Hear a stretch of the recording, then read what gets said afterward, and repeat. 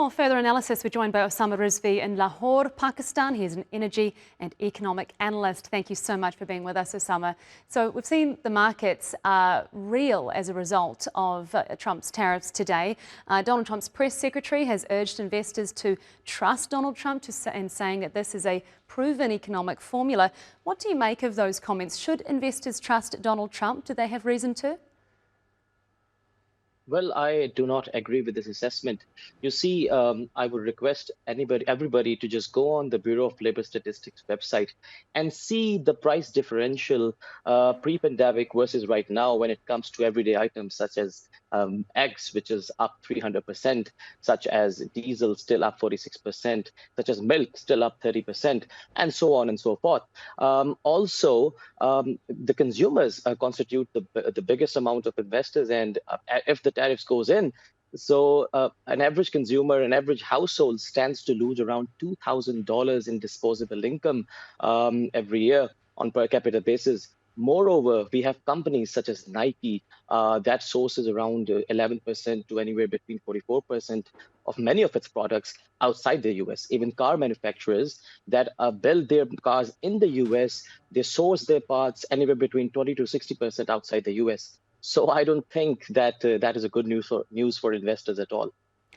And Osama, I want to ask you about China's reaction. No surprise there that Beijing has said that this is bullying and has pledged countermeasures. But the US has accused China of doing things like devaluing its currency, of subsidizing exports. And the US believes that China has unfairly exploited free trade agreements in this way. Do you think that's a fair assessment? And is there a rebalancing needed, as Donald Trump says there is?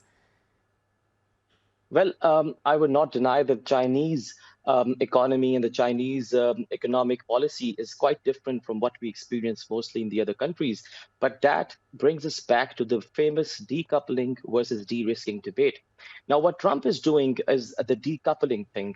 And with the global economy highly and complicatedly integrated, a decoupling is necessarily impossible. It's essentially impossible. What can be done is de-risking, and there are certain other measures that could be taken for that. But tariffs and also these aggressive tariffs, for China, I think it's the highest, 54%. That certainly is not the way to go around. We also need to keep in mind that many of the manufacturing, more than 30% of the manufacturing across the world happens in what is called the factory of the world. That is China. And the trade between China and the US from 2018 until 2023, in absolute dollar terms, despite the previous tariffs, has still grown 23%. So unfortunately, the US consumers and the companies stand to lose more from this than any other country in the world. And there should be other ways to deal with this. And you mentioned de-risking versus decoupling. It so far seems that many countries are hesitant to decouple or retaliate strongly. We've seen Japan, China and South Korea look to perhaps revive a long dormant trade agreement between themselves and looking to diversify the export markets. And so is this necessarily a bad thing for countries to look at diversifying and potentially boosting local production? Well, there are two aspects to this, and at the international front, this causes the biggest concern for the global businesses, which is uncertainty. No business can grow under uncertain conditions. And when it comes to,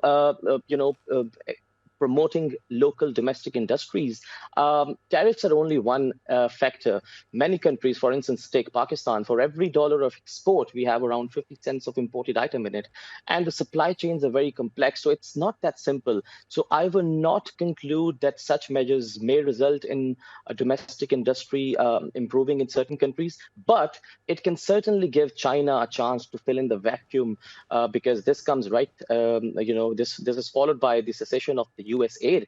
And China, if it wills, can certainly fill this vacuum, creating a diplomatic challenge for the US economy. Osama Rizvi, live from Lahore in Pakistan. Thank you so much for your analysis.